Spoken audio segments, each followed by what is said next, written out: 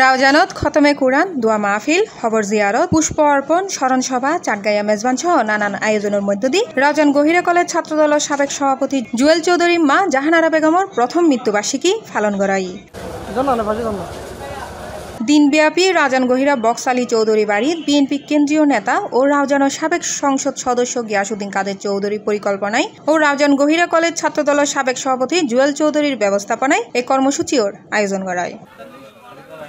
এই দিনত বিয়েল্লেতুন মরহুমার খবর জিয়ারত ও পুষ্প অর্পণের মাধ্যমে শ্রদ্ধা নিবেদন করে বিভিন্ন রাজনৈতিক, সামাজিক, ধর্মীয় সংগঠনের নেতৃবৃন্দ সহ বিভিন্ন স্তরের ব্যক্তিবর্গ।